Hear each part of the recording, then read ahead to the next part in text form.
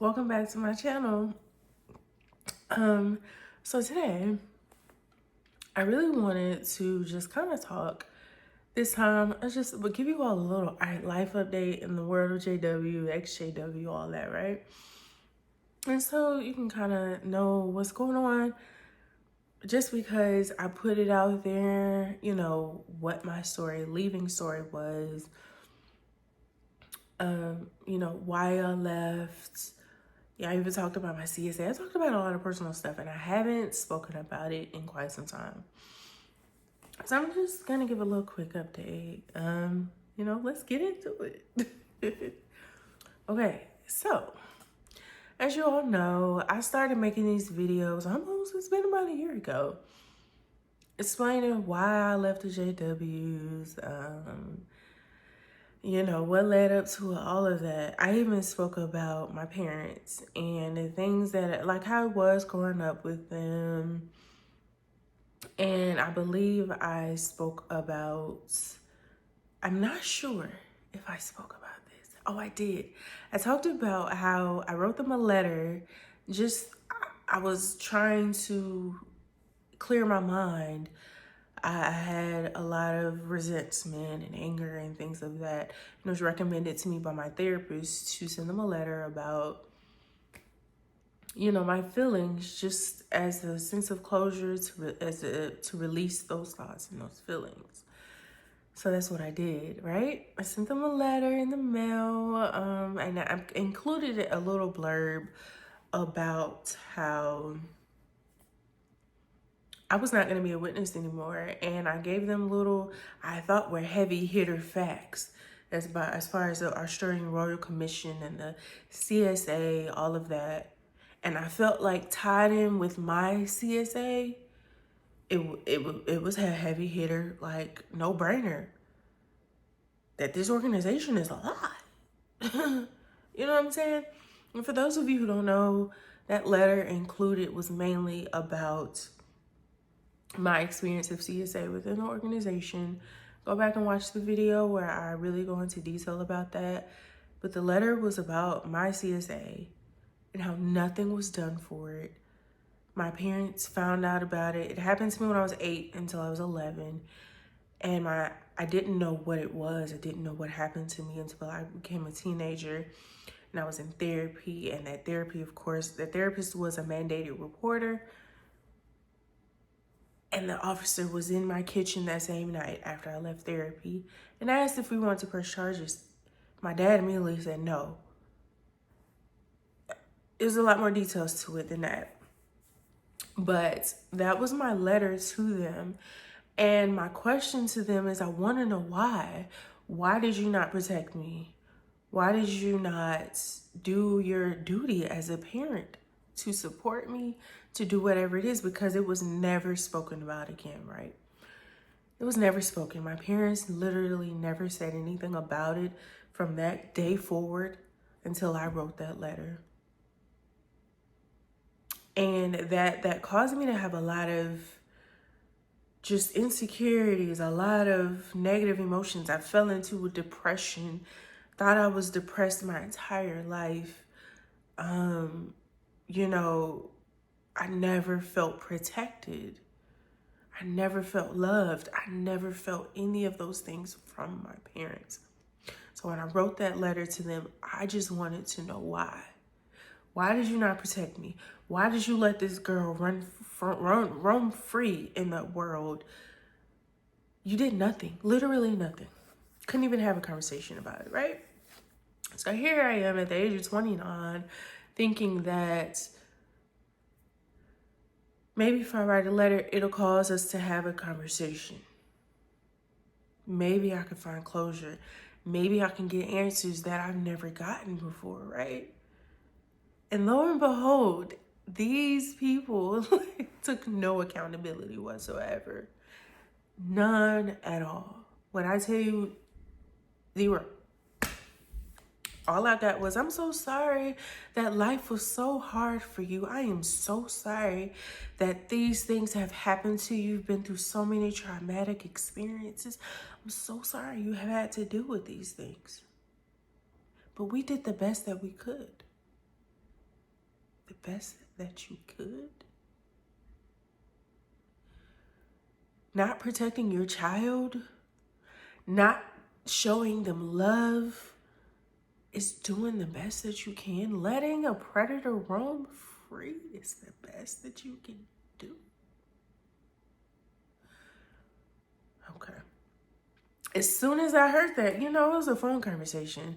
They called me after that letter, and I thought that, it would be some type of accountability. Literally, all I wanted was some clarification on their thought processes, their rationale, their reasoning. That's all I wanted, and I wanted an apology.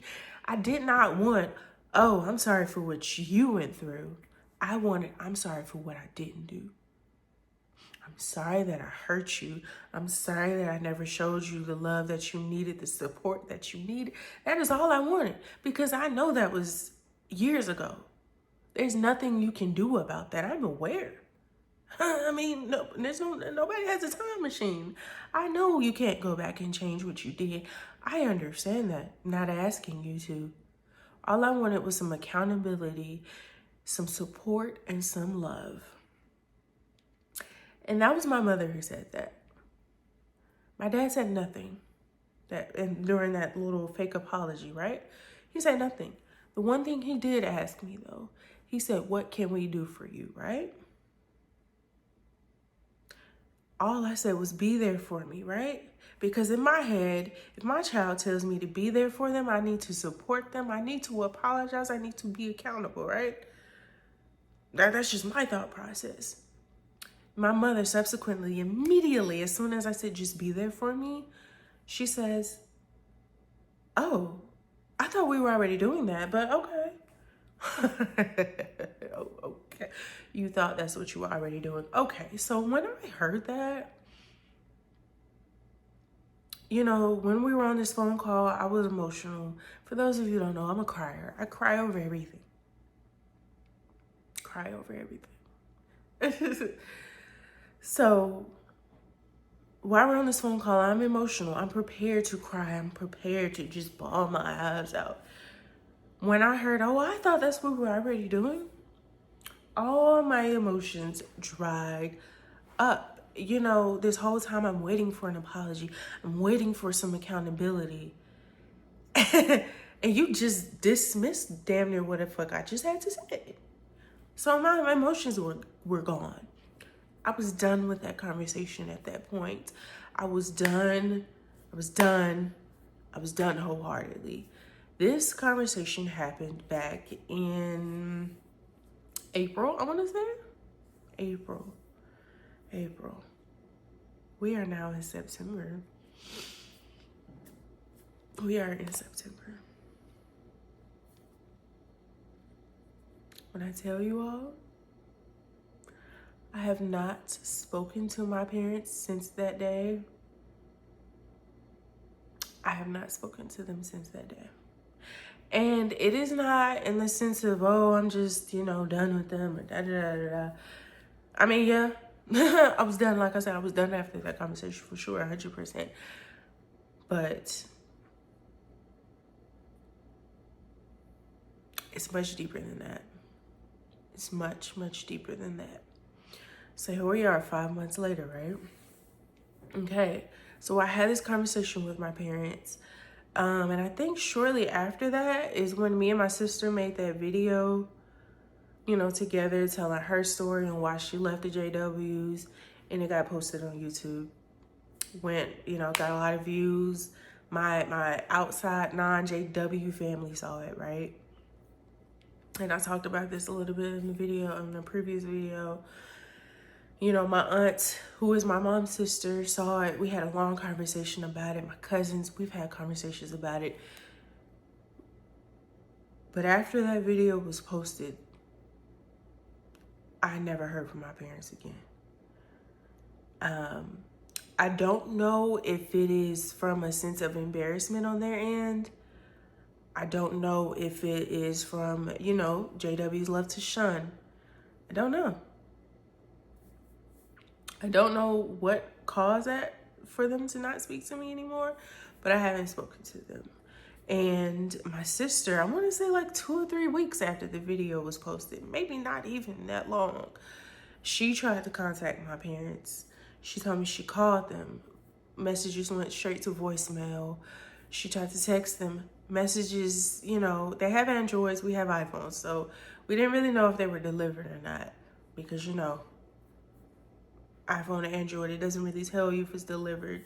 Or at least the phones that they have. Because I think they have it like now where it's like, what do they call those messages? It's like RM, whatever. Because now you can see read receipts with Androids or whatever. But my parents don't have those type of phones. So we never knew if they were delivered or anything, even with that update, right? So we never knew that. So, but we do know that the messages never got replied to, never. So like I told you, I was done. I was done. I got into a bad car accident in June this summer. My car was totaled, front end smashed in. I believe I posted that on the previous video, a picture of my car looked like. And I was in urgent care after the accident. I was sitting there with my boyfriend, and he was just like, mind you, my boyfriend's never been a Jehovah's Witness. Okay, he didn't know much about it previous to getting with me. So we're sitting there in urgent care, and he's like, this is June, 2 months after this conversation that I had with him. He's sitting there and he's like, don't you think you should like send your parents a message or something, you know, to let them know what's going on? And I was just like, for what? Like, for what? Why do I? Mind you, I hadn't tried to contact them again since then. I had not contacted them previously. I mean, after that conversation up until this accident. So I didn't know if my messages were going through. I didn't know. So I'm just sitting here like, I don't see the reason why I need to let them know. And he's like, well, you're their daughter. You know, they need to know. I'm sure they would want to know if anything ever happened to you. So just send them a message, right? And I sat there and I thought about it. I pondered over it, and I was just like,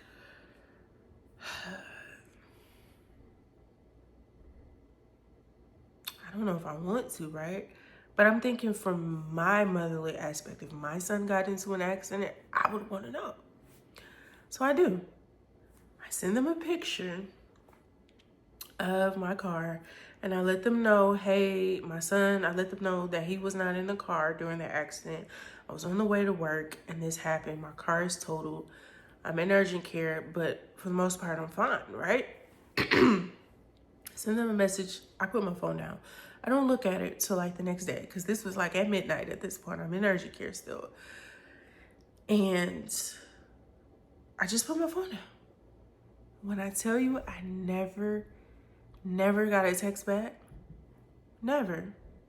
Like I said, today of me recording this, it is September 2nd. I don't know when I'm going to post this video. But I have never gotten a message back. Did not get a message back whatsoever. And when I tell you, I was just like, whoa, that is crazy. That is absolutely absurd to me. So me and my sister came to the conclusion that we are in fact blocked, because my sister, she got a lot of phone numbers that she has at her disposal. I'm sorry, I'm exposing you right now, sis, but she tried other phone numbers. Guess what? Numbers rang. She didn't let it call. I don't think she let it go all the way through to them being able to answer. But the fake numbers went through. But her number, my number, is not going through. So what does that mean? We all know what that means. Our own parents blocked us. Blocked us. They blocked their only children. They blocked us. Like, who does that? Who does that shit, right? So at this point, I'm just like, whatever. Because at this point, I told you, this is like June or whatever. I'm like, I was done with them anyway. Who gives a fuck? Honestly, that's what I told my sister. I don't give a fuck. I was done with them anyway. When they showed me they couldn't take accountability, they couldn't apologize, what else do I have to say to them, right? So, you know, my sister has been really wanting to just pop up at their house and be like, I'm in your face.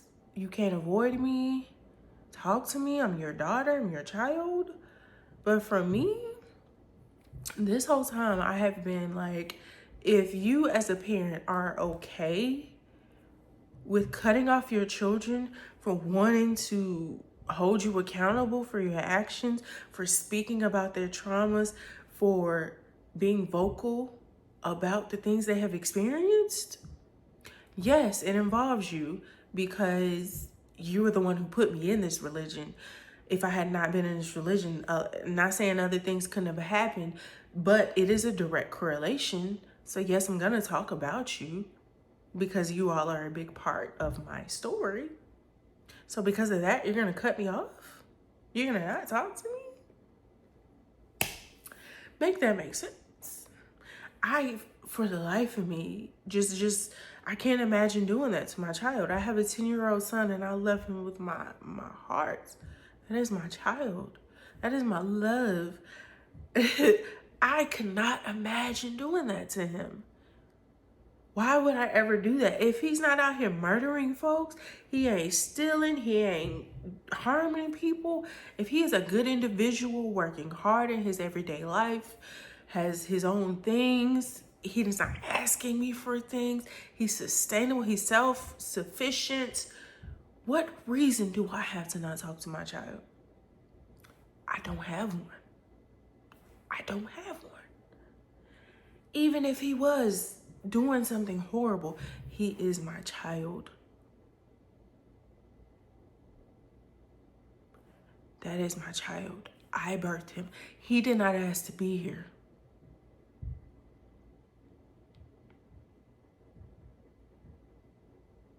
So why would I cut him off?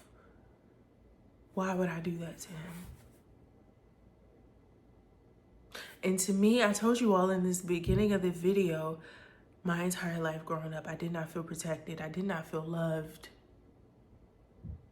I did not feel loved by any means. When I tell you it's bad, it's bad. Like, it was bad because I even had to this day, I have to have inspirational quotes. I have them in my bathroom, just like on sticky notes around. And one of them is, you are loved, because I have to tell myself that constantly. You are loved. The people that are in your life show you that they love you. Because growing up, I did not get that.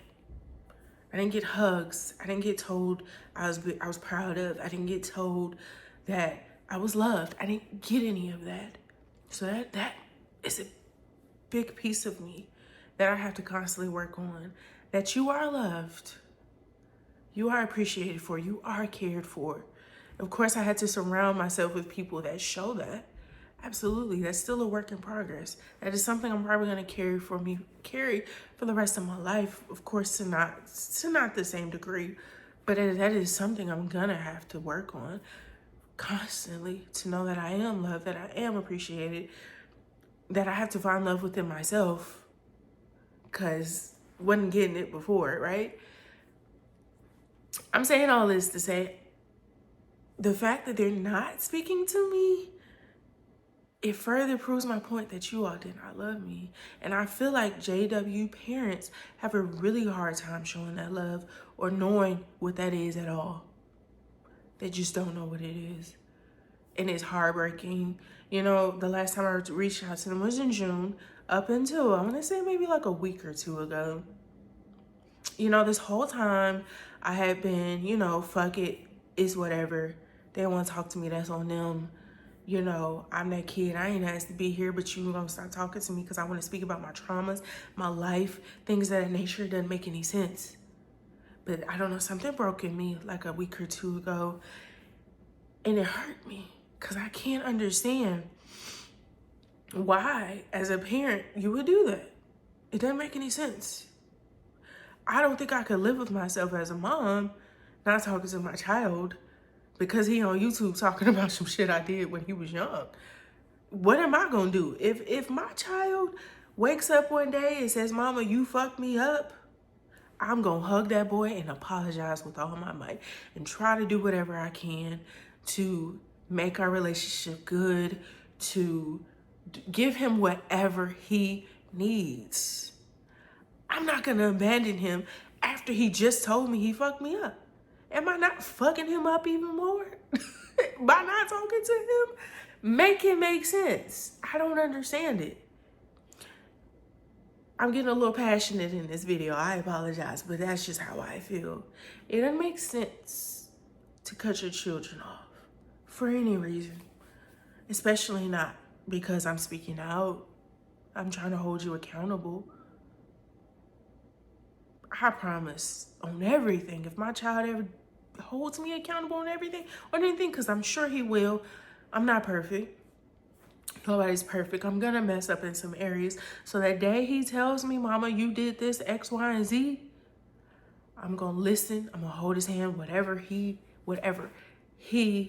needs. I'm gonna try to my best ability to give it to him. Okay?